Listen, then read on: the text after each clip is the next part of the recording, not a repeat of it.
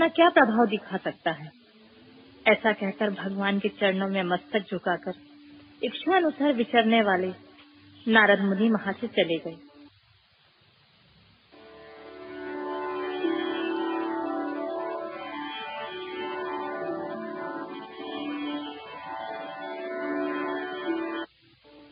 सूत जी कहते हैं, महर्षियों, जब नारद मुनि इच्छा अनुसार वहां से चले गए, तब भगवान शिव की इच्छा से माया विशारद श्री हरि ने तत्काल अपनी माया प्रकट की। उन्होंने मुनि के मार्ग में एक विशाल नगर की रचना की, जिसका विस्तार 100 योजन था। वह अद्भुत नगर बड़ा ही मनोहर था। भगवान ने उसे अपने बैकुंठ लोक से भी अधिक रमणीय बनाया था।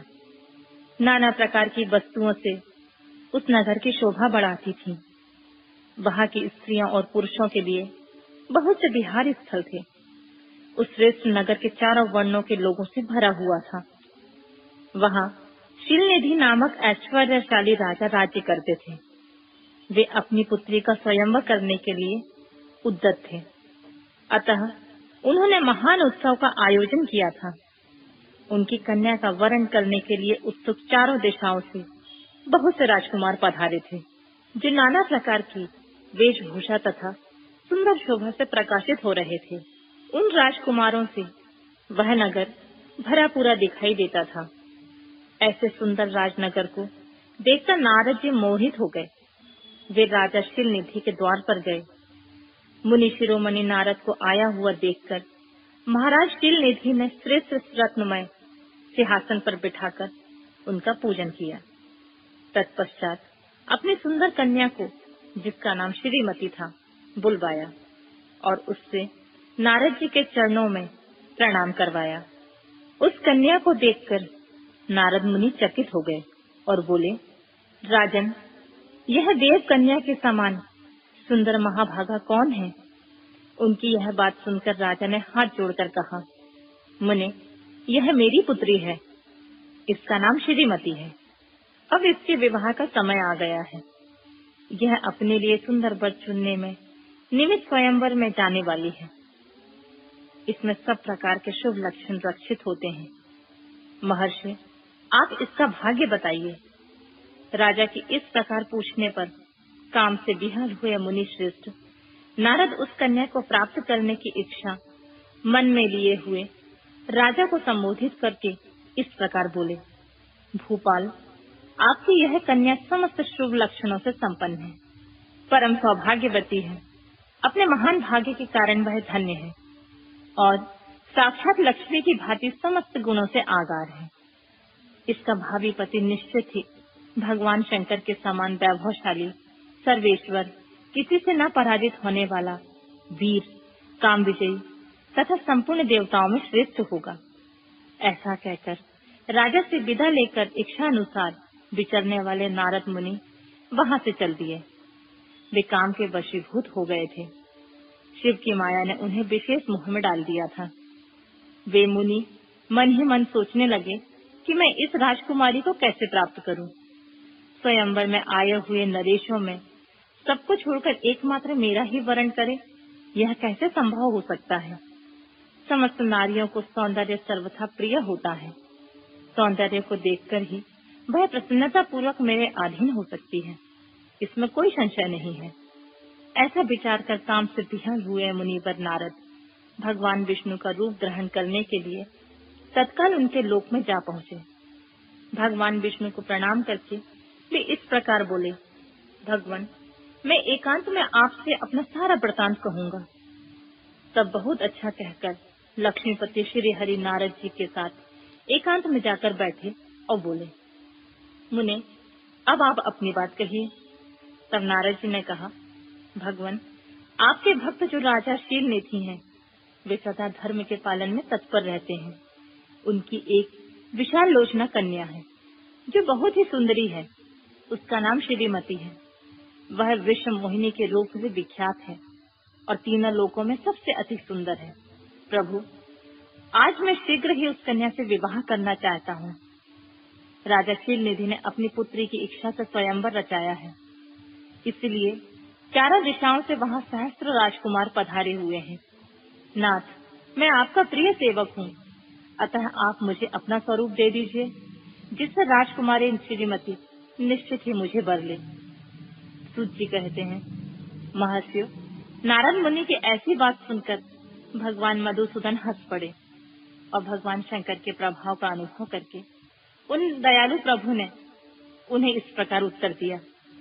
भगवान विष्णु बोले, मुने, तुम अपने अभिष्ट स्थान को जाओ, मैं उसी तरह तुम्हारा हित साधन करूंगा, जैसे श्रेष्ठ वैद्य अत्यंत पीड़ित रोगी का करता है, क्योंकि तुम मुझे विशेष प्रिय हो। ऐसा कहकर भगवान विष्णु ने नारद मुनि को मुख तो बानर का दे दिया और समस्त शेष अंगों में अपने जैसा स्वरूप देकर वे वहां से अंतर्ध्यान हो गए। भगवान की पूर्वोक्त बात सुनकर उनका मनोहर रूप प्राप्त हो गया समझकर नारद मुनि को बड़ा हर्ष हुआ। वे अपने को कृतकृत्य मानने लगे। भगवान ने क्या प्रयत्न किया है, इसको वे समझ न सके। तदनंतर मुनि श्रेष्ठ नारद शीघ्र ही उस स्थान पर जा पहुँचे जहाँ राजा शीलनिधि ने राजकुमारों से भरी हुई स्वयंवर सभा का आयोजन किया था। विप्रवरों, राजपुत्रों से घिरी हुई वह दिव्य स्वयंवर सभा दूसरी इंद्र सभा के समान अत्यंत शोभा पा रही थी। नारद जी उस राजसभा में जा बैठे और वहां बैठकर प्रसन्न मन से बार बार यही सोचने लगे कि मैं भगवान विष्णु के समान रूप धारण किए हुए हूँ, अतः वह राजकुमारी अवश्य ही मेरा वरण करेगी, दूसरे का नहीं। मुनि श्रेष्ठ नारद को यह ज्ञात नहीं था कि मेरा मुंह कितना कुरूप है। उस सभा में बैठे हुए सब मनुष्यों ने मुनि को उनके पूर्ण रूप में देखा था। राजकुमारी आदि कोई भी उनके रूप परिवर्तन के रहस्य को ना जान सके। वहाँ नारद जी की रक्षा के लिए भगवान रुद्र के 2 पार्षद आए थे, जो ब्राह्मण का रूप धारण करके गुण भाव से वहाँ बैठे थे। वे ही नारद जी के रूप परिवर्तन के उत्तम भेद को जानते थे। मुनि को कामावेश से मूढ़ हुआ जानकर वे दोनों पार्षद उनके निकट गए और आपस में बातचीत करते हुए उनकी हंसी उड़ाने लगे। परंतु मुनि तो काम से विहल हो गए थे, अतः उन्होंने उनकी यथार्थ बात भी अनसुनी कर दी और वे मोहित हो श्रीमती को प्राप्त करने की इच्छा से उसके आगमन की प्रतीक्षा करने लगे। इसी बीच में वह सुंदरी राजकन्या स्त्रियों से घिरी हुई अंतःपुर से बाहर आई। उसने अपने हाथ में सोने की एक सुंदर माला ले रखी थी। वह शुभ लक्षणा राजकुमारी स्वयंवर के मध्य भाग में लक्ष्मी के समान खड़ी हुई अपूर्व शोभा पा रही थी। उत्तम व्रत का पालन करने वाली वह भूप कन्या माला हाथ में लेकर अपने मन के अनुरूप वर का अन्वेषण करते हुए सारी सभा में भ्रमण करने लगी। नारद मुनि का भगवान विष्णु के समान शरीर और वानर जैसा मुंह देखकर वह कुपित हो गई और उनकी ओर से दृष्टि हटाकर प्रसन्न मन से दूसरी ओर चली गई। स्वयंवर सभा में अपने मनोवांछित वर को न देखकर वह भयभीत हो गई। राजकुमारी उस सभा के भीतर चुपचाप खड़ी रह गई। उसने किसी के गले में जयमाला नहीं डाली। इतने में ही राजा के समान वेशभूषा धारण किए हुए भगवान विष्णु आ पहुँचे। किन्हीं दूसरे लोगों ने उनको वहां नहीं देखा, केवल उस कन्या की दृष्टि उन पर पड़ी। भगवान को देखते ही उस परम सुंदरी राजकुमारी का मुख प्रसन्नता से खिल उठा। उसने तत्काल ही उनके कंठ में वहमाला पहना दी। राजा का रूप धारण करने वाले भगवान विष्णु उस राजकुमारी को अपने साथ लेकर तुरंत अदृश्य हो गए और अपने धाम में जा पहुँचे।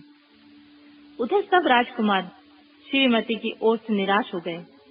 नारद मुनि तो काम वेदना से आतुर हो रहे थे, इसलिए वे अत्यंत विहल हो उठे। तब वे दोनों विप्र रूपधारी ज्ञान विशारद रुद्रगण काम विहल नारद जी से उसी क्षण बोले, हे नारद, हे मुनि, तुम व्यर्थ ही काम से मोहित हो रहे हो और सौंदर्य के बल से राजकुमारी को पाना चाहते हो। अपना बानर के समान घृणित मुंह तो देख लो। सूत जी कहते हैं, महर्षियों, उन रुद्रगणों का यह वचन सुनकर नारद जी को बड़ा विस्मय हुआ और वे शिव की माया से मोहित थे। उन्होंने दर्पण में अपना मुख देख लिया। बानर के समान अपना मुंह देखकर वे तुरंत ही क्रोध से जल उठे और माया से मोहित होने के कारण उन दोनों शिव गणों को वहां से शाप देते हुए बोले, अरे, तुम दोनों ने मुझ ब्राह्मण का उपहास किया है। अतः तुम ब्राह्मण के बीज से उत्पन्न राक्षस हो जाओ। ब्राह्मण के संतान होने पर भी तुम्हारे आकार राक्षस से समान ही होंगे। इस प्रकार अपने लिए शाप सुनकर वे दोनों ज्ञान शिरोमणि शिवगण मुनि को मोहित जानकर कुछ नहीं बोले। ब्राह्मणों वे सदा सब घटनाओं में भगवान शिव की इच्छा मानते थे, अतः उदासीन भाव से अपने स्थान को चले गए और भगवान शिव की स्तुति करने लगे।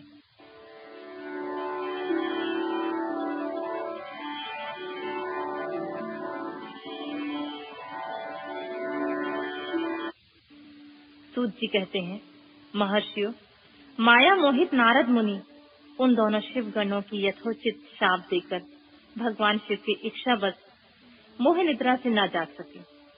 भगवान विष्णु के किए हुए कपट को याद करके मन में दूसरा क्रोध लिए हुए विष्णु लोक को गए और संविधा पाकर प्रज्वलित हुए अग्निदेव की भांति क्रोध से जलते हुए बोले। उनका ज्ञान नष्ट हो गया था, इसलिए वे दुर्वचन पूर्ण व्यंग्य सुनाने लगे। नारद जी ने कहा, हरे, तुम बड़े दुष्ट हो, कपटी हो और समस्त विश्व को मुंह में डाले रहते हो। दूसरों का उत्साह या उत्कर्ष तुमसे सहा नहीं जाता।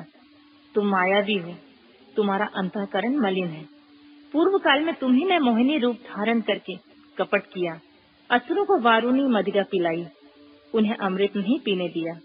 छल कपट में है अनुराग रखने वाले हरे, यदि महेश्वर रुद्र दया करके विष न पी लेते तो तुम्हारी सारी माया उसमें समाप्त हो जाती।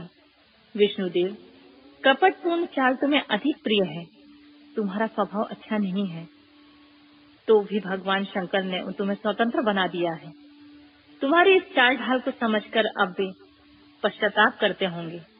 अपनी वाणी रूप वेद की प्रामाणिकता पर स्थापित करने वाले महादेव ने ब्राह्मण को सर्वोपरि बताया है। हरे, इस बात को जानकर आज मैं बलपूर्वक तुम्हें ऐसी सीख दूंगा जिससे तुम फिर कभी ऐसा कर्म नहीं कर सकोगे। अब तक तुम्हें किसी शक्तिशाली या तेजस्वी पुरुष से पाला नहीं पड़ा था, इसलिए आज तक तुम निडर बने हुए हो। परंतु विष्णु, अब तुम्हें अपनी करनी का पूरा पूरा फल मिलेगा। भगवान विष्णु से ऐसा कहकर माया मोहित नारद मुनि अपने ब्रह्म तेज का प्रदर्शन करते हुए क्रोध से खिन्न हो उठे और श्राप देते हुए बोले, विष्णु, तुमने स्त्री के लिए मुझे व्याकुल किया है। तुम इसी तरह से सबको मुंह में डालते रहते हो। यह कपटपूर्ण कार्य करके तुमने जिस स्वरूप को मुझे संयुक्त किया था, उसी स्वरूप से तुम मनुष्य हो जाओ और स्त्री के वियोग का दुख भोगो। तुमने जिन वानरों के समान मेरा मुख बनाया था, वे उसी के समय तुम्हारे सहायक हों। तुम दूसरों को स्त्री विरह का दुख देने वाले हो, अतः स्वयं भी तुम्हें स्त्री के वियोग का दुख प्राप्त हो। अज्ञान से मोहित मनुष्य के समान तुम्हारी स्थिति हो। अज्ञान से मोहित हुए नारद जी ने मोहवश श्री हरि को जब इस प्रकार का श्राप दिया, तब उन्होंने शंभु की माया से प्रशंसा करते हुए उस श्राप को स्वीकार कर लिया। तदनंतर महलीला करने वाले शंभु ने अपनी उस विश्व मोहिनी माया को, जिनके कारण ज्ञानी नारद मुनि भी मोहित हो गए थे, खींच लिया। उस माया के तिरोहित होते ही नारद जी पूर्ववत शुद्ध बुद्धि से युक्त हो गए। उन्हें पूर्ववत ज्ञान प्राप्त हो गया और उनकी सारी व्याकुलता जाती रही। इससे उनके मन में बड़ा विस्मय हुआ। वे अधिकाधिक पश्चाताप करते हुए बारंबार अपनी निंदा करने लगे। उस समय उन्होंने ज्ञानी को भी मोह में डालने वाले भगवान शंभु की माया की सराहना की। तदंतर यह जानकर कि माया के कारण ही मैं भ्रम में पड़ गया था, यह सब कुछ मेरा माया मोह जनित भ्रम ही था, वैष्णव शिरोमणि नारद जी भगवान विष्णु के चरण में गिर पड़े। भगवान श्री हरि ने उन्हें उठाकर खड़ा कर दिया। उस समय अपनी दुर्बुद्धि नष्ट हो जाने के कारण वे यूं बोले, नाथ, माया से मोहित होने के कारण मेरी बुद्धि बिगड़ गई थी, इसलिए मैंने आपके प्रति बहुत दुर्वचन कहे, आपको शाप तक दे डाला। प्रभु, उस शाप को भी आप मिथ्या कर दीजिए। हाय, मैंने बहुत बड़ा पाप किया है, अब मैं निश्चित ही नरक में पड़ूंगा। हरे, मैं आपका दास हूँ, बताइए मैं क्या उपाय, कौन सा प्रायश्चित करूँ जिससे मेरा पाप समूह नष्ट हो जाए। मुझे नरक में ना गिरना पड़े। ऐसा कहकर शुद्ध बुद्धि वाले मुनि शिरोमणि नारद जी पुनः भक्ति भाव से भगवान विष्णु के चरणों में गिर पड़े। उस समय उन्हें बड़ा पश्चाताप हो रहा था। तब विष्णु भगवान ने उन्हें उठाकर मधुर वाणी में कहा, तात, खेद न करो, तुम मेरे श्रेष्ठ भक्त हो, इसमें संशय नहीं है। मैं तुम्हें एक बात बताता हूँ, सुनो। उससे निश्चय ही तुम्हारा परम हित होगा। तुम्हें नरक में नहीं जाना पड़ेगा। भगवान शिव तुम्हारा कल्याण करेंगे। तुमने मत से मोहित होकर जो भगवान शिव की बात नहीं मानी, उसकी अवहेलना कर दी थी, उसी अपराध का भगवान शिव ने तुम्हें ऐसा फल दिया है, क्योंकि वे ही कर्म फल के दाता होते हैं। तुम अपने मन में ही दृढ़ निश्चय कर लो कि भगवान शिव की इच्छा से ही सब कुछ हुआ है। सबके स्वामी परमेश्वर शंकर ही गर्व को दूर करने वाले हैं। वे ही पर ब्रह्म परमात्मा है। उन्हीं का सच्चिदानंद स्वरूप से बोध होता है। वे निर्गुण है और निर्विकार है। सत्व, रज और तम, ये तीनों गुणों से परे हैं। वे ही अपनी माया को लेकर ब्रह्मा, विष्णु और महेश इन तीनों रूपों में प्रकट होते हैं। निर्गुण और सगुण वे ही हैं। निर्गुण अवस्था में उन्हीं का नाम शिव है और वे ही परमात्मा महेश्वर, पर ब्रह्मा, अविनाशी, अनंत और महादेव आदि नाम से जाने जाते हैं। उन्हीं की सेवा से ब्रह्मा जी जगत के सृष्टा हुए हैं और मैं तीनों लोकों का पालन करता हूँ। वे स्वयं ही रुद्र रूप से सदा सबका संहार करते हैं। वे शिव स्वरूप के सबके साक्षी हैं। माया से भिन्न और निर्गुण है। स्वतंत्र होने के कारण वे इच्छा के अनुसार चलते हैं। उनका विहार, आचार, व्यवहार उत्तम है और वे भक्तों पर दया करने वाले हैं। नारद मुने, तुम्हें एक सुंदर उपाय बताता हूँ, जो सुखद समस्त पापों का नाशक और सदा भोग एवं मोक्ष देने वाला है। तुम उसे सुनो। अपने सारे संशयों को त्याग कर तुम भगवान शंकर के सुयश का गान करो और सदा अनंत भाव से शिव के सतनाम स्तोत्र का पाठ करो। मुने, तुम निरंतर उन्हीं की उपासना और उन्हीं का भजन करो। उन्हीं की यश को सुनो और गाओ तथा प्रतिदिन उन्हीं की पूजा प्रार्थना करते रहो। नारद, जो शरीर, मन और वाणी द्वारा भगवान शंकर की उपासना करता है, उसे पंडित या ज्ञानी जानना चाहिए। वह जीवांत मुक्त कहलाता है। शिव इस नाम रूपी दावानल नल से बड़े बड़े पातकों के असंख्य पर्वत अनायास भस्म हो जाते हैं। यह सत्य है, सत्य है, इसमें कोई संशय नहीं है। जो भगवान शिव के नाम रूपी नौका का आश्रय लेते हैं, वे संसार सागर से पार हो जाते हैं। संसार के मूलभूत उनके सारे पाप निसंदेह नष्ट हो जाते हैं। महामुने, संसार के मूलभूत जो पातक रूपी वृक्ष हैं, उनका शिव नाम रूपी कुठार से निश्चय ही नाश हो जाता है।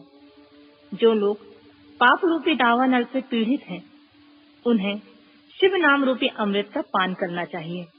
पाप दावाग्नि से दग्ध होने वाले प्राणियों को उस शिव नाम अमृत के बिना शांति नहीं मिल सकती। संपूर्ण वेदों का अवलोकन करके पूर्ववर्ती विद्वानों ने यही निश्चय किया है कि भगवान शिव की पूजा ही उत्कृष्ट साधन और जन्म मरण रूपी संसार बंधन के नाश का उपाय है। आज से यत्न पूर्वक सावधान रहकर विधि विधान के साथ भक्ति भाव से नित्य निरंतर जगदम्बा पार्वती सहित महेश्वर सदाशिव का भजन करो। नित्य शिव की कथा सुनो और कहो और अत्यंत यत्न करके बारंबार शिव भक्तों की पूजा करो। मुनि श्रेष्ठ, अपने हृदय में भगवान शिव के उज्ज्वल चरणार बिंदु की स्थापना करके पहले शिव के तीर्थों में विचरो। मुने, इस प्रकार परमात्मा शंकर के अनुपम महात्मा का दर्शन करते हुए अंत में आनंदवन काशी को जाओ। वह स्थान भगवान शिव को बहुत प्रिय है। वहाँ भक्ति पूर्वक विश्वनाथ जी का दर्शन पूजन करो। विशेषतः उनकी स्तुति वंदना करके तुम निर्विकल्प हो जाओगे। नारद जी, इसके बाद तुम्हें मेरी आज्ञा से भक्ति पूर्वक अपने मनोरथ की सिद्धि के लिए निश्चय ही ब्रह्मलोक में जाना चाहिए। वहाँ अपने पिता ब्रह्मा जी के विशेष रूप से स्तुति वंदन करके तुम्हें प्रसन्नता पूर्वक हृदय से बारंबार शिव महिमा के विषय में प्रश्न करना चाहिए। ब्रह्मा जी शिव भक्तों में श्रेष्ठ हैं। वे तुम्हें बड़ी प्रसन्नता के साथ भगवान शंकर का महत्व तथा सतनाम स्तोत्र सुनाएंगे। मुने, आज से तुम शिव आराधना में तत्पर रहने वाले शिव भक्त हो जाओगे और विशेष रूप से मोक्ष के भागी बनो। भगवान शिव तुम्हारा कल्याण करेंगे। इस प्रकार प्रसन्न चित्त हुए भगवान विष्णु नारद मुनि को प्रेम पूर्वक उपदेश देकर श्री शिव का स्मरण, वंदन और स्तवन करके वहां से अंतर्ध्यान हो गए।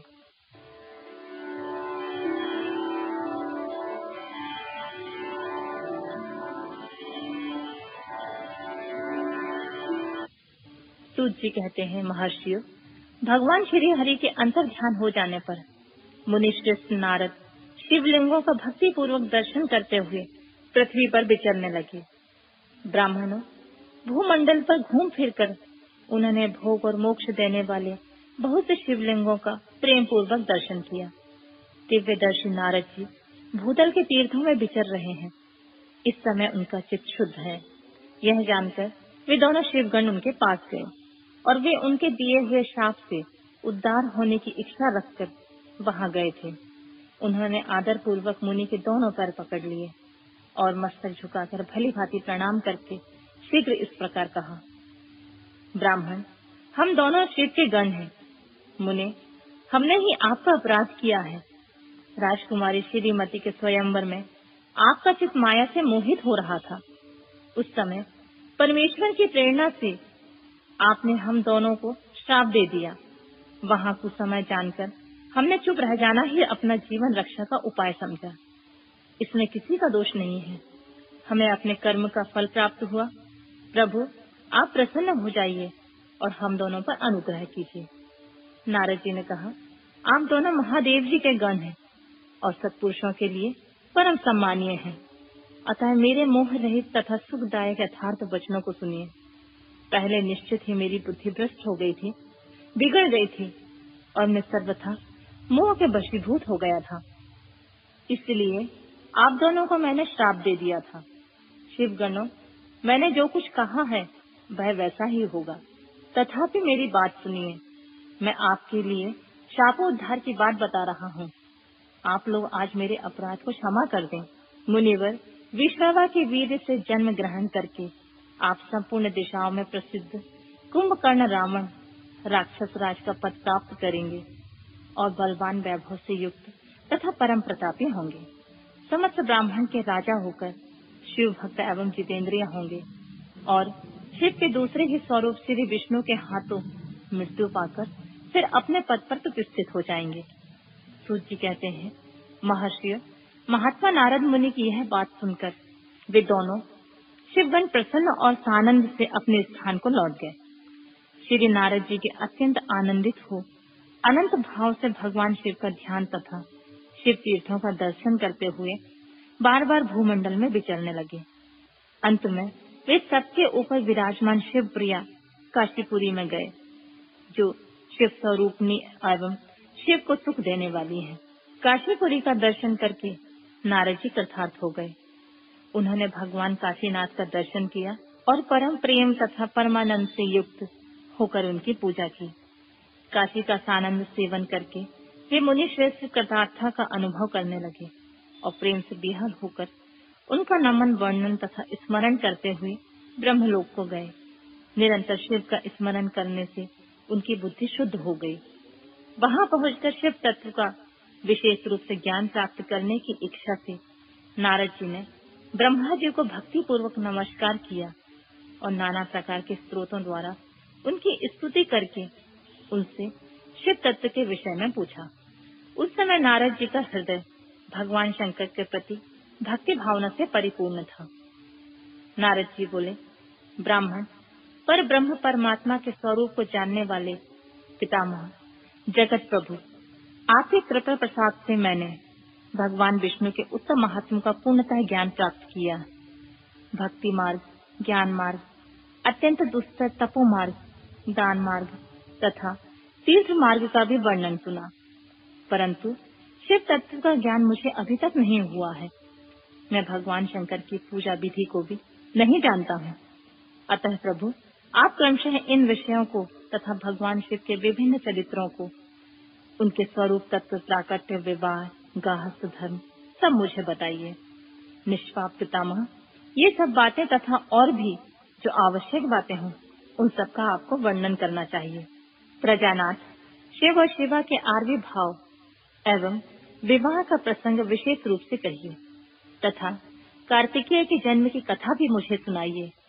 प्रभु, पहले बहुत से लोगों से मैंने ये कथा सुनी, परंतु तृप्त नहीं हो सका, इसलिए आपकी शरण में आया हूँ। आप मुझ पर कृपा कीजिए। अपने पुत्र नारद की यह बात सुनकर लोक पितामह ब्रह्मा वहां से इस प्रकार बोले।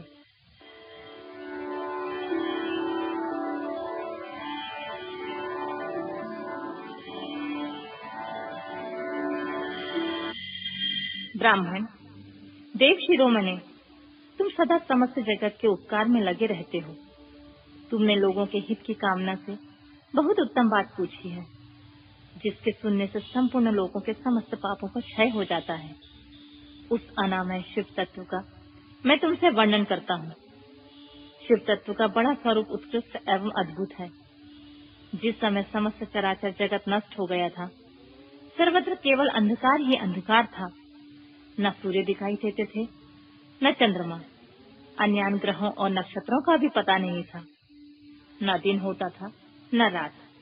अग्नि, पृथ्वी, वायु और जल की सत्ता भी नहीं थी।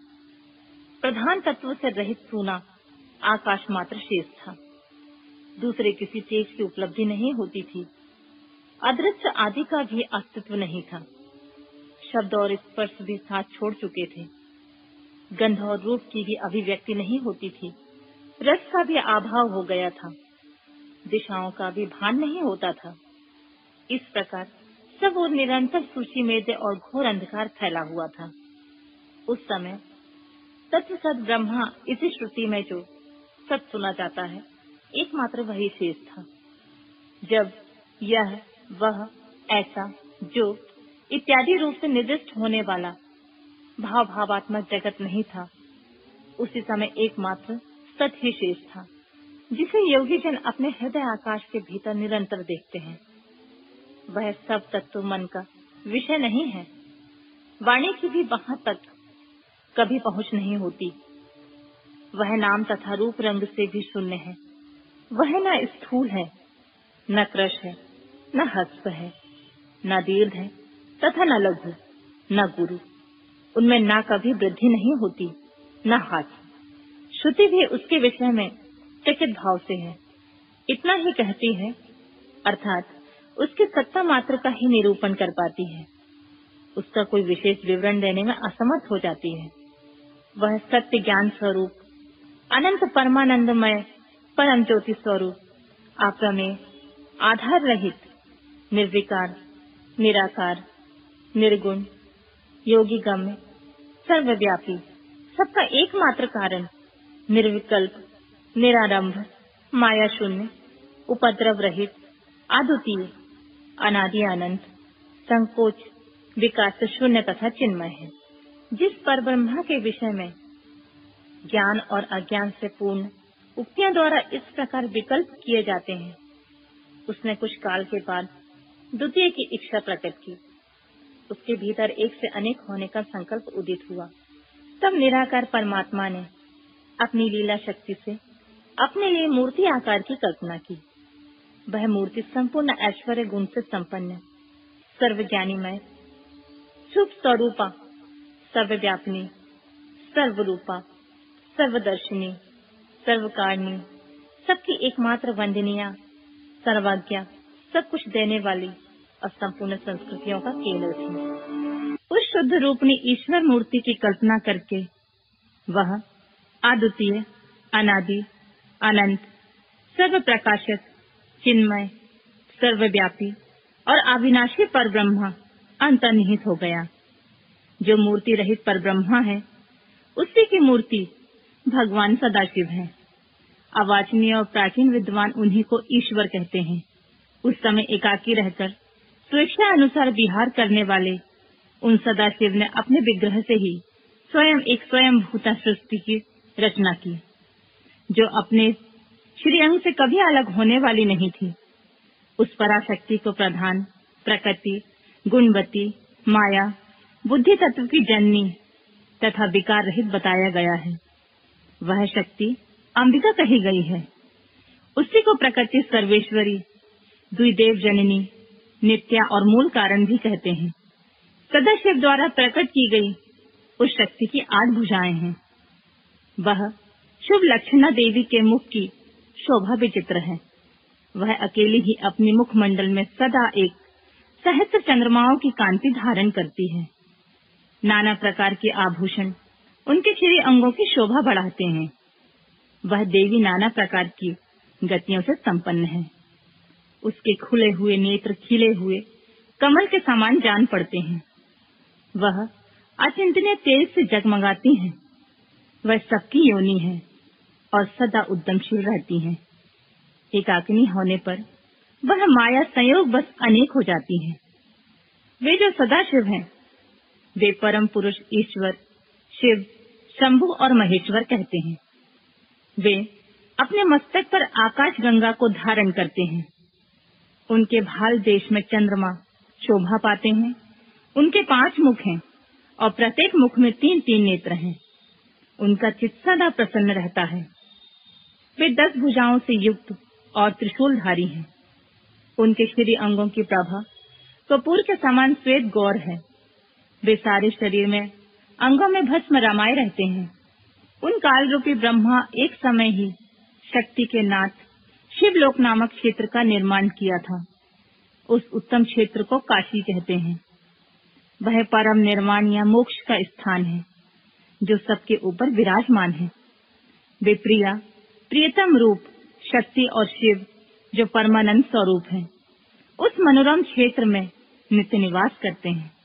काशीपुरी परमानंद स्वरूपनी है।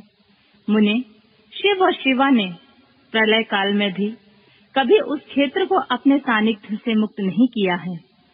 इसलिए विद्वान पुरुष उसे अविमुक्त क्षेत्र के नाम से जानते हैं। वह क्षेत्र आनंद का हेतु है। इसलिए पिनाकधारी शिव ने उसका नाम आनंद वन रखा है। उसके बाद वह अविमुक्त के नाम से भी प्रसिद्ध हुआ। देवर्षि, एक समय उस आनंद वन में रमण करते हुए शिवा और शिव के मन में यह इच्छा हुई कि किसी दूसरे पुरुष की भी सृष्टि करनी चाहिए, जिस पर यह सृष्टि संचालन का महान भार रखकर हम दोनों केवल काशी में रहकर इच्छा अनुसार विचरें और निर्वाण धारण करें। वही पुरुष हमारे अनुग्रह से सबके सृष्टि करे, पालन करे और वही अंत में सबका संहार भी करे। यह चित्त एक समुद्र के समान है। इसमें चिंता की उताल तरंगे उठ उठकर चंचल बनाए रहती हैं। इसमें सब तत्व गुण रूपी रत्न, तमोगुण रूपी ग्रह और रजोगुण रूपी मूंगे भरे हुए हैं। इस विशाल चित्र समुद्र को संकुचित करके हम दोनों उस पुरुष के प्रसाद से आनंद कानन काशी में सुखपूर्वक निवास करें। वह आनंद वन वह स्थान है जहाँ हमारी मनोवृत्ति सब ओर से निसिमट कर इसी में लगी हुई है तथा जिसके बाहर का जगत चिंता से आतुर प्रतीत होता है। ऐसा निश्चय ही शक्ति सहित सर्वव्यापी परमेश्वर शिव ने अपने वाम भाग से 10वें अंग पर अमृत मल लिया। फिर तो वहां से एक पुरुष प्रकट हुआ जो तीनों लोकों में सबसे अधिक सुंदर था।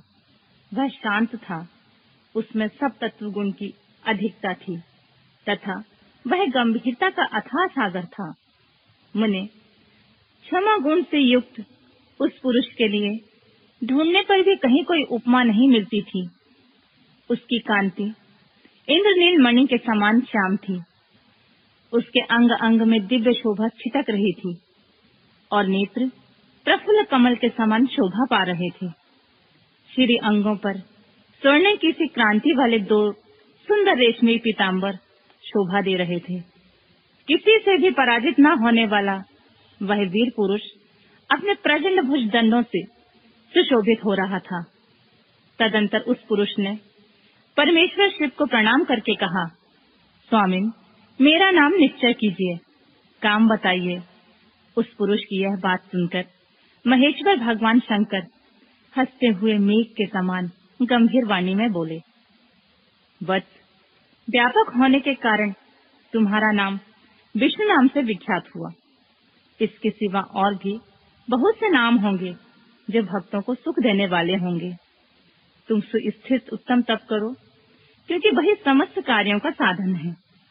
ऐसा कहकर भगवान शिव ने श्रास मार्ग से श्री विष्णु को वेदों का ज्ञान प्रदान किया।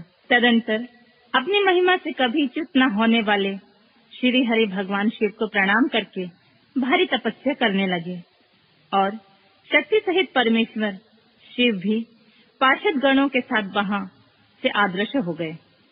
भगवान विष्णु ने सुदीर्घ काल तक बड़ी कठोर तपस्या की।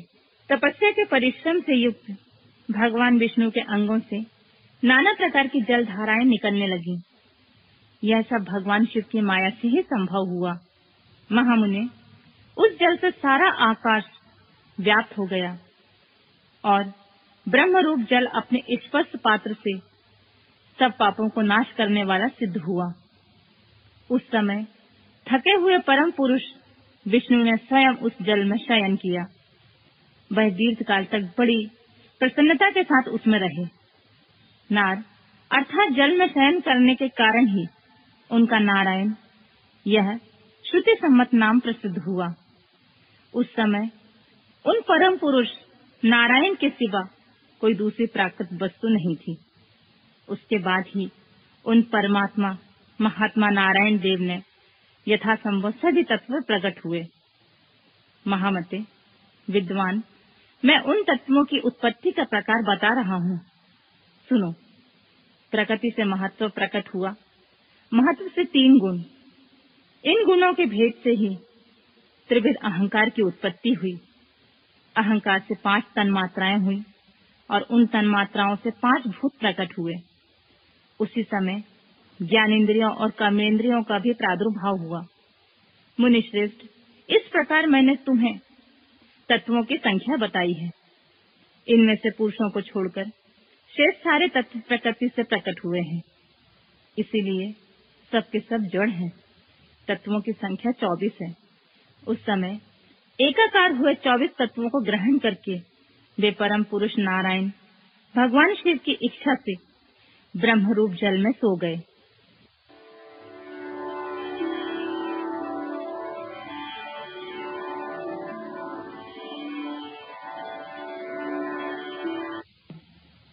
भगवान विष्णु की नाभि से कमल का प्रादुर्भाव, स्वेच्छावश ब्रह्मा जी का उससे प्रकट होना, कमलनाथ के उद्गम का पता लगाने में असमर्थ ब्रह्मा का तप करना, श्री हरि का उन्हें दर्शन देना, विवादग्रस्त ब्रह्मा विष्णु के बीच अग्नि स्तंभ का प्रकट होना तथा उसके ओर छोर का पता न पाकर उन दोनों का उसे प्रणाम करना। ब्रह्मा जी कहते हैं, देवर्षि, जब नारायण देव जल में शयन करने लगे, उस समय उनकी नाभि से भगवान शंकर के इच्छावश सहसा एक उत्तम कमल प्रकट हुआ, जो बहुत बड़ा था। उसमें असंख्य नाल दंड थे। उसकी कांति कनेर के फूल के समान पीले रंग की थी और उसकी लंबाई और ऊंचाई भी अनंत योजन थी।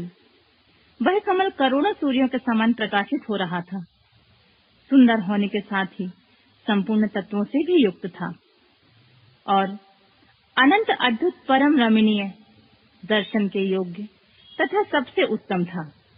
तत्पश्चात कल्याणकारी परमेश्वर साम्य सदाशिव ने पूर्वव्रत प्रयत्न करके मुझे अपने दाहिने अंग से उत्पन्न किया। मुने, उन महेश्वर ने मुझे तुरंत ही अपनी माया से मोहित करके नारायण देव के नाभि कमल में डाल दिया और लीला पूर्वक मुझे वहां से प्रकट किया। इस प्रकार उस कमल से पुत्र के रूप में मुझ हिरण्यगर्भ का जन्म हुआ। मेरे 4 मुख हुए और शरीर की कांति लाल हुई। मेरे मस्तक त्रिपुंड की रेखाओं से अंकित थे। तात भगवान शिव की माया से मोहित होने के कारण मेरी ज्ञान शक्ति इतनी दुर्बल हो रही थी कि मैंने उस कमल के सिवा किसी दूसरे को अपने शरीर का जनक या पिता नहीं जाना। मैं कौन हूँ, कहाँ से आया हूँ, मेरा क्या कार्य है, मैं किसका पुत्र होकर उत्पन्न हुआ हूँ और किसने इस समय मेरा निर्माण किया है। इस प्रकार संशय में पड़े हुए मेरे मन में यह विचार उत्पन्न हुआ मैं किस लिए इस मोह में पड़ा हुआ हूँ जिसने मुझे उत्पन्न किया है। उसका पता लगाना तो बहुत सरल है। इस कमल पुष्प का जो पत्रयुक्त नाल है, उसका उद्गम स्थान इस जल के भीतर नीचे की ओर है। जिसने मुझे उत्पन्न किया है वह भी पुरुष वही होगा, इसमें कोई संशय नहीं है।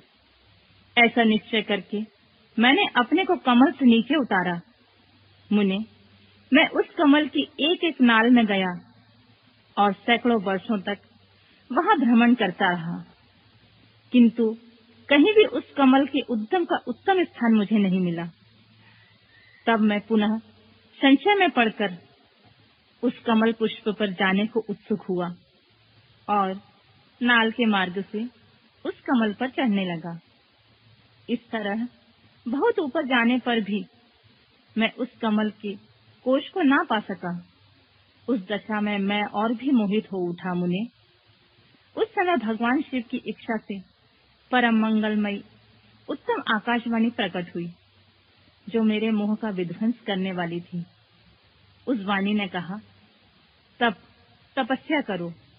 उस आकाशवाणी को सुनकर मैंने अपने जन्मदाता पिता का दर्शन करने के लिए उस समय पुनः प्रयत्न पूर्वक 12 वर्षों तक घोर तपस्या की। तब मुझ पर अनुग्रह करने के लिए 4 भुजाओं और सुंदर नेत्रों से सुशोभित भगवान विष्णु वहां सहसा प्रकट हो गए। उन परम पुरुष ने अपने हाथों में शंख चक्र गदा और पद्म धारण कर रखे थे। उनके सारे अंग सचल जलधर के समान श्याम क्रांति से सुशोभित हो रहे थे। उन परम प्रभु ने सुंदर पीतांबर पहन रखा था। उनके मस्तक और अंगों में मुकुट आदि महामूल्यवान शोभा आभूषण पाते थे। उनका मुखारविंद प्रसन्नता से खिला हुआ था। मैं उनकी छवि पर मोहित हो रहा था। वे मुझे करोड़ों कामदेवों के समान मनोहर दिखाई दिए। उनका यह अत्यंत रूप देखकर मुझे बड़ा आश्चर्य हुआ। वे सांवली और सुनहरी आभा से उद्दासित हो रहे थे। उस समय उन सब तत्व रूप सर्वथा सर्वात्मा 4 भुजा धारण करने वाले महाभाव नारायण देव को वहां उस रूप में अपने साथ देखकर मुझे बड़ा हर्ष हुआ। तदंतर उन नारायण देव के साथ मेरी बातचीत आरंभ हुई। भगवान शिव की लीला से वहां हम दोनों में कुछ विवाद छिड़ गया। इसी समय हम लोगों के बीच में एक महान अग्नि स्तंभ प्रकट हुआ। मैंने और श्री विष्णु ने क्रमशः ऊपर से और नीचे जाकर उसके आदि अंत का पता लगाने के लिए बड़ा प्रयत्न किया, परंतु इसमें कहीं उसका ओर छोर नहीं मिला। मैं थककर ऊपर से नीचे लौट आया और भगवान विष्णु भी उसी तरह नीचे से ऊपर आकर मुझसे मिले। हम दोनों शिव की माया से मोहित थे। श्री हरि ने मेरे साथ आगे पीछे और अगल बगल में परमेश्वर शिव को प्रणाम किया। फिर वे सोचने लगे, यह क्या वस्तु है, इसका स्वरूप का निर्देश नहीं किया जा सकता, क्योंकि ना तो इसका कोई नाम है और ना कर्म ही है। लिंग रहित तत्व ही वहां लिंग भाव को प्राप्त हो गया था। ध्यान मार्ग में भी इसके स्वरूप का कुछ पता नहीं चलता। इसके बाद मैं और श्री हरि दोनों ने अपने चित्त को स्वस्थ करके उस अग्नि स्तंभ को प्रणाम करना आरंभ किया। हम दोनों बोले, महाप्रभु, हम आपके स्वरूप को नहीं जानते। आप जो कोई भी क्यों ना हो, आपको हमारा नमस्कार। महेशान, आप शीघ्र ही हमें अपनी यथार्थ रूप का दर्शन कराइए। मुनि श्रेष्ठ, इस प्रकार अहंकार से आविष्ट हुए हम दोनों ही वहां नमस्कार करने लगे। ऐसा करते हुए हमारे 100 वर्ष बीत गए।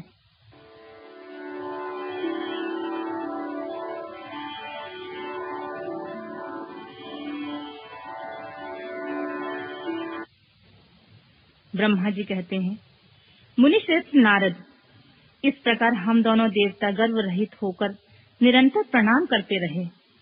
हम दोनों के मन में एक ही अभिलाषा थी कि इस ज्योतिर्लिंग के रूप में प्रकट हुए परमेश्वर प्रत्यक्ष दर्शन दें।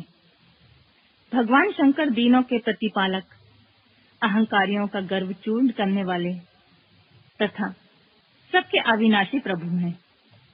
वे हम दोनों पर दयालु हो गए। उस समय वहां उन सुरश्रेष्ठ से ओम ओम ऐसा शब्द रूप नाद प्रकट हुआ जो स्पष्ट रूप से सुनाई देता था। वह नाद लुप्त स्वर में अभिव्यक्त हुआ। जोर से प्रकट होने वाले उस शब्द के विषय में यह क्या है, ऐसा सोचते हुए समस्त देवताओं के आराध्य भगवान विष्णु मेरे साथ संतुष्ट चित्त से खड़े रहे। वे सर्वथा वैर भाव से रहित थे।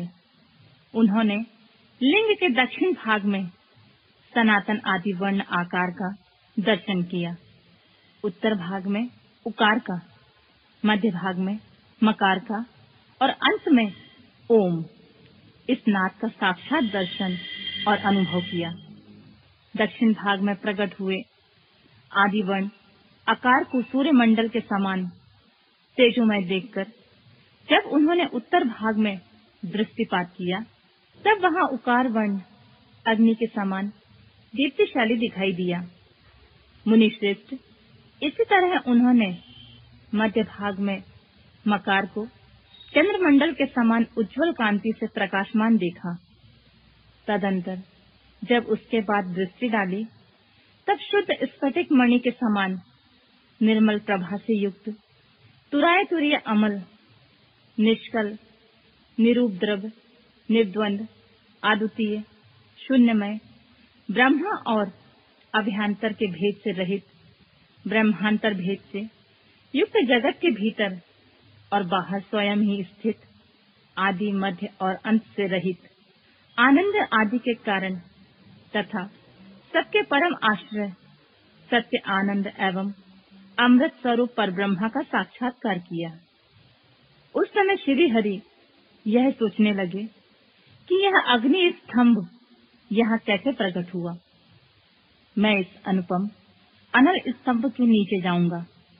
ऐसा विचार करते हुए श्री हरि ने वेद और शब्द दोनों के आवेश से युक्त विश्वात्मा शिव का चिंतन किया।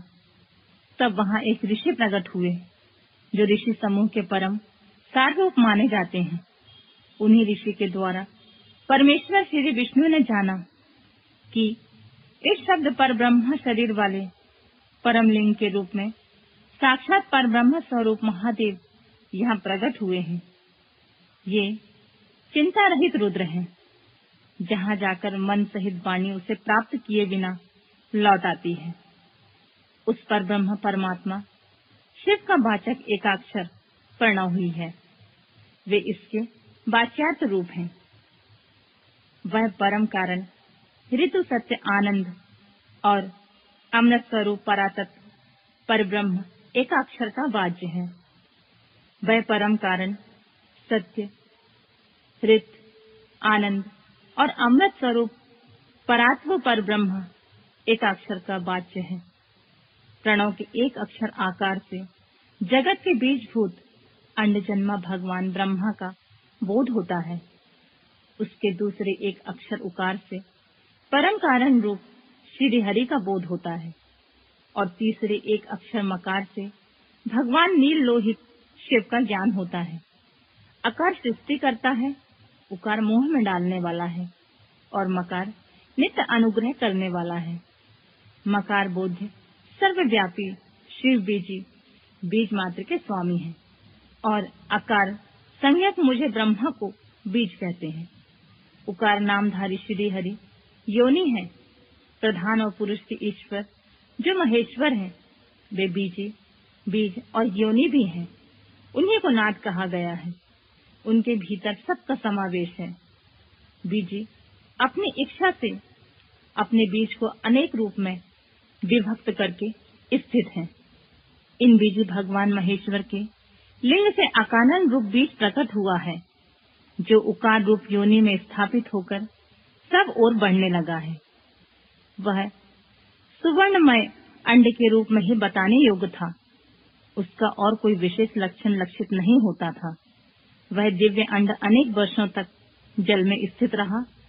तदनंतर 1000 वर्ष बाद उस अंड के 2 टुकड़े हो गए, जल में स्थित हुआ वह अंड आजन्मा ब्रह्मा जी की उत्पत्ति का स्थान था और साक्षात महेश्वर के आघात से ही फूटकर 2 भागों में बट गया था।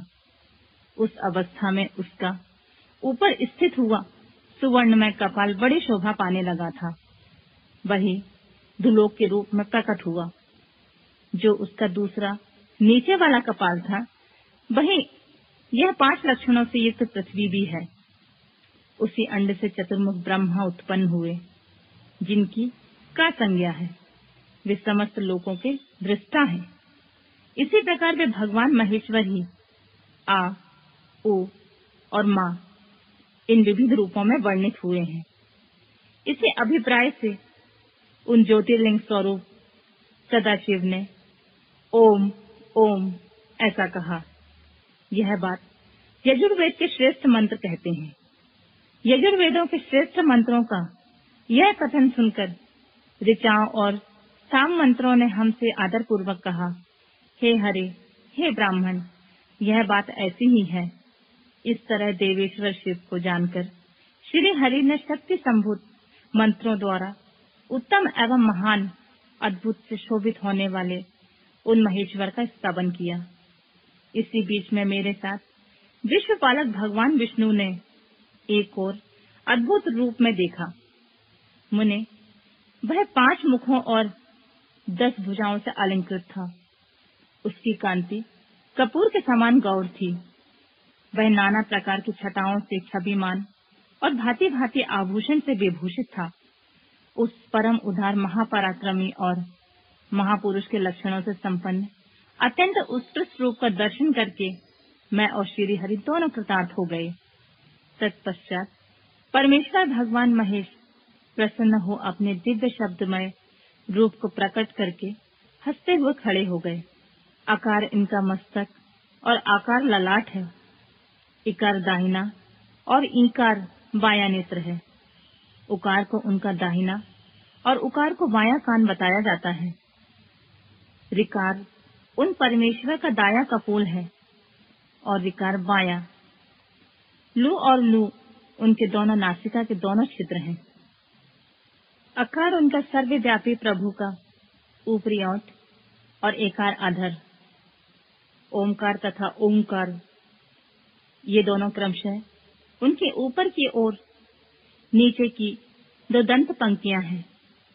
अम और अहम उन देवादिदेव शूलपाणी शिव के दोनों तालु हैं।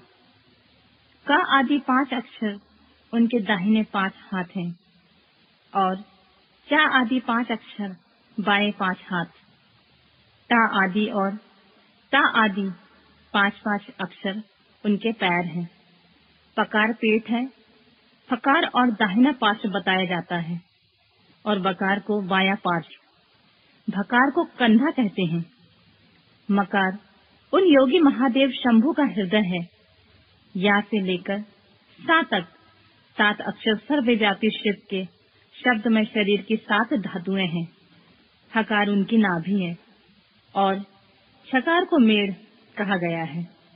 इस प्रकार निर्गुण और गुण स्वरूप परमात्मा के शब्दमय रूप को भगवती उमा के साथ देखकर मैं और श्री हरि दोनों कृतार्थ हो गए।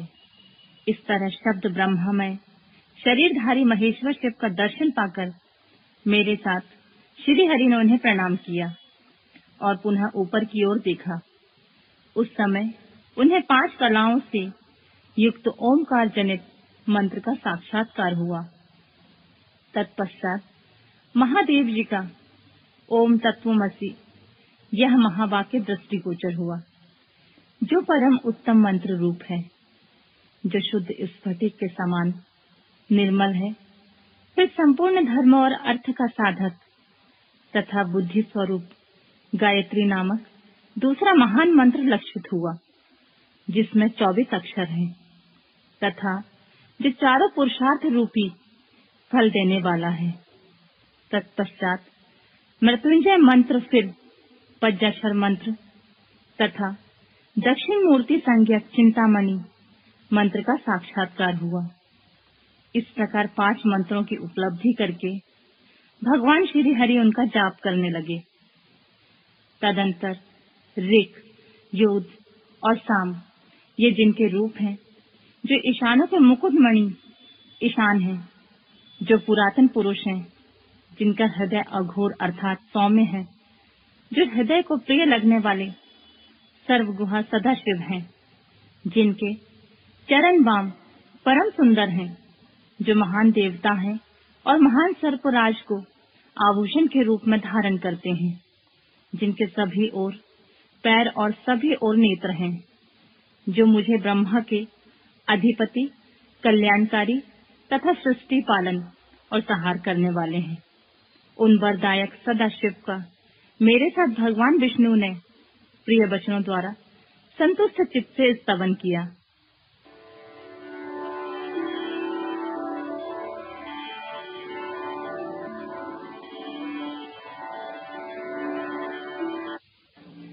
उमा सहित भगवान शिव का प्राकट्य, उनके द्वारा अपने स्वरूप का विवेचन तथा ब्रह्मा आदि तीनों देवताओं की एकता का प्रतिपादन। ब्रह्मा जी कहते हैं, नारद, भगवान विष्णु के द्वारा की हुई अपनी स्तुति सुनकर करुणानिधि महेश्वर बड़े प्रसन्न हुए और उमा देवी के साथ सहसा वहां प्रकट हो गए। उस समय उनके 5 मुख, प्रत्येक मुख में 3-3 नेत्र शोभा पाते थे। भाल देश में चंद्रमा का मुकुट सुशोभित था। सिर पर जटा धारण किए हुए गौरवर्ण विशाल नेत्र शिव ने अपने संपूर्ण अंगों में विभूति लगा रखी थी। उनकी 10 भुजाएं थीं। कंठ में नील चिन्ह था। उनके शरीर अंग समस्त आभूषण से विभूषित थे। उस सर्वांग सुंदर शिव के मस्तक भस्ममय त्रिपुंड से अंकित थे। ऐसे विशेषणों से युक्त परमेश्वर महादेव को भगवती उमा के साथ उपस्थित देख मैंने और भगवान विष्णु ने पुनः प्रिय वचनों द्वारा उनकी स्तुति की।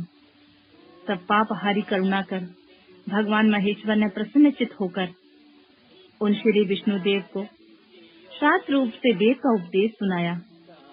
मुने, उसके बाद शिव ने परमात्मा श्री हरि को गुहा ज्ञान प्रदान किया। फिर उन परमात्मा ने कृपा करके मुझे भी वह ज्ञान दिया। वेद का ज्ञान प्राप्त करके कृतार्थ हुए भगवान विष्णु ने मेरे साथ हाथ जोड़कर महेश्वर को नमस्कार करके पुनः उनसे पूजन की विधि बताने तथा सदुपदेश देने की प्रार्थना की। ब्रह्मा जी कहते हैं, मुने, श्री हरि की यह बात सुनकर अत्यंत प्रसन्न हुए करुणा निधान भगवान शिव ने प्रीति पूर्वक यह बात कही। सुरश्रेष्ठ गण, मैं तुम दोनों की भक्ति से निश्चित ही बहुत प्रसन्न हूँ। तुम लोग मुझ महादेव की ओर देखो। इस समय तुम्हें मेरा स्वरूप जैसा दिखाई देता है, वैसा ही रूप का प्रयत्न पूर्वक पूजन चिंतन करना चाहिए। तुम दोनों महाबली हो और मेरी स्वरूप भूता प्रकृति से प्रकट हुए हो।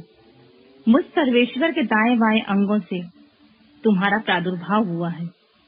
ये लोक पितामह ब्रह्मा मेरे दाहिने पार्श्व से उत्पन्न हुए हैं और तुम विष्णु मुझ परमात्मा के वांग पार्श्व से प्रकट हुए हो। मैं तुम दोनों पर भली भांति प्रसन्न हूँ और तुम्हें मनोवांछित वर देता हूँ। मेरी आज्ञा से तुम दोनों की मुझ में सुदृढ़ भक्ति है। ब्राह्मण, तुम मेरी आज्ञा का पालन करते हुए जगत की सृष्टि करो। वत्स विष्णु, तुम इस चराचर जगत का पालन करते रहो। ऐसा कहकर भगवान शंकर ने हमें पूजा की उत्तम विधि प्रदान की, जिसके अनुसार पूजित होने पर वे पूजक को अनेक प्रकार के फल देते हैं। शंभु की उपयुक्त बात सुनकर मेरे सहित श्री हरि ने महेश्वर को हाथ जोड़कर प्रणाम करके कहा, प्रभु, यदि हमारे प्रति आपके हृदय में प्रीति उत्पन्न हुई है और यदि आप हमें वर देना आवश्यक समझते हैं, तो हम यही वर मांगते हैं कि आप में हम दोनों की सदा अनन्य और अविचल भक्ति बनी रहे। ब्रह्मा जी कहते हैं, मुने, श्री हरि की यह बात सुनकर भगवान हर ने पुनः मस्तक झुकाकर प्रणाम करके हाथ जोड़े खड़े हुए उन नारायण देव से कहा, मैं सृष्टि पालन और संहार का करता हूँ, सगुण और निर्गुण हूँ तथा सच्चिदानंद स्वरूप निर्विकार परब्रह्म परमात्मा हूँ। विष्णु सृष्टि रक्षा और प्रलय रूप गुणों अथवा कार्यों के भेद से ही ब्रह्मा विष्णु और रुद्र के नाम धारण करके 3 स्वरूपों में विभक्त हुआ हूँ। वास्तव में मैं सदा निष्कल हूँ। विष्णु तुमने और ब्रह्मा ने मेरे अवतार के निमित्त जो स्तुति की है, तुम्हारी उस प्रार्थना को मैं अवश्य सच्ची करूँगा, क्योंकि मैं भक्त वत्सल हूँ। ब्राह्मण मेरा ऐसा ही परम उत्कृष्ट रूप तुम्हारे शरीर से इस लोक में प्रकट होगा, जो नाम से रुद्र कहलाएगा।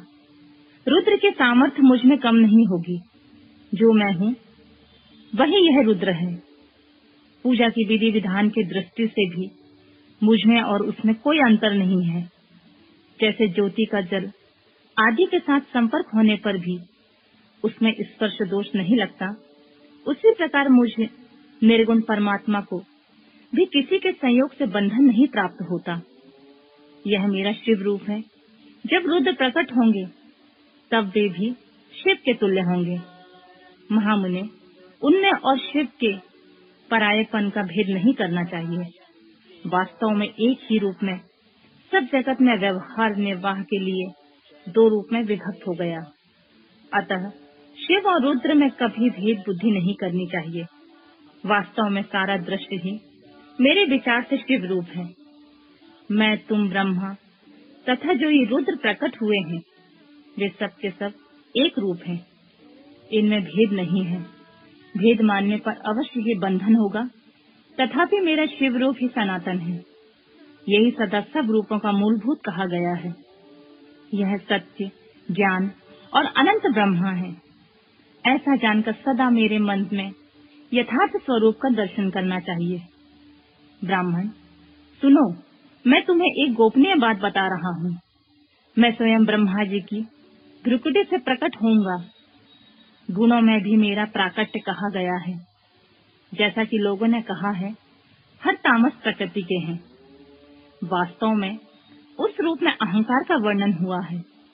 उस अहंकार को केवल तामस ही नहीं, वैकारिक, सात्विक भी समझना चाहिए, क्योंकि सात्विक देवगण वैकारिक अहंकार की ही सृष्टि है।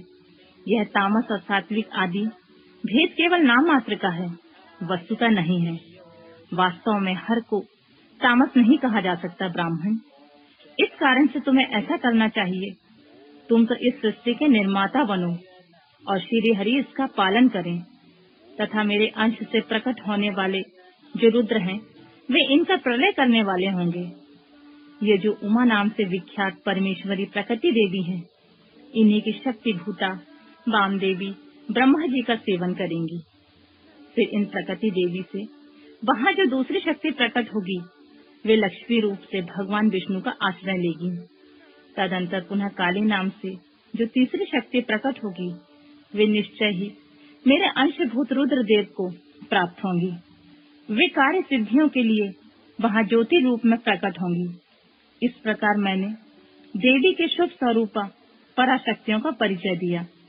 उनका कार्य क्रमशः सृष्टि पालन और संहार का संपादन ही है। सुरश्रेष्ठ, ये सब के सब मेरी प्रिय प्रकृति देवी की अंशभूता हैं।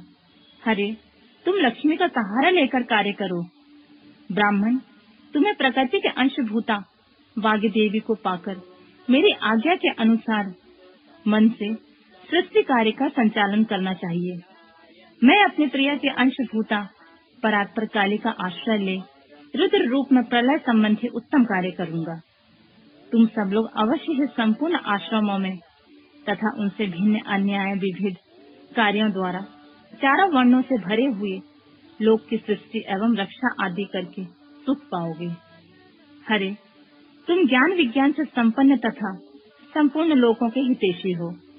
अतः अब मेरी आज्ञा पाकर जगत में सब लोगों के लिए मुक्तिदाता बनो। मेरा दर्शन होने से जो फल प्राप्त होता है, वही तुम्हारा दर्शन होने पर भी होगा।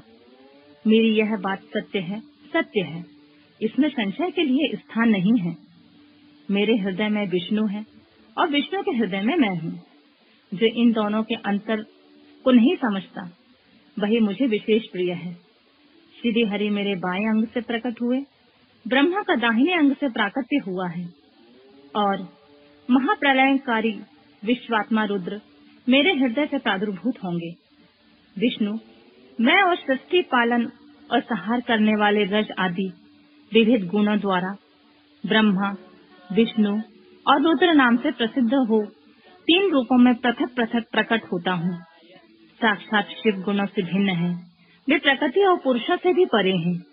अद्वितीय, नित्य, अनंत, पूर्ण एवं निरंजन पर ब्रह्म परमात्मा है। तीनों लोकों का पालन करने वाले श्री हरि भीतर तमोगुण और बाहर सप्त गुण धारण करते हैं। त्रिलोकी का संहार करने वाले रुद्रदेव भीतर सत्व गुण और बाहर तमोगुण धारण करते हैं तथा त्रिभुवन की सृष्टि करने वाले ब्रह्मा जी बाहर और भीतर से रजोगुण ही हैं। इस प्रकार ब्रह्मा, विष्णु तथा रुद्र इन 3 देवताओं में गुण है, परंतु शिव गुणातीत माने गए हैं। विष्णु, तुम मेरी आज्ञा से इन सृष्टिकर्ता पितामह का प्रसन्नता पूर्वक पालन करो। ऐसा करने से तीनों लोकों में पूजनीय हो जाओगे।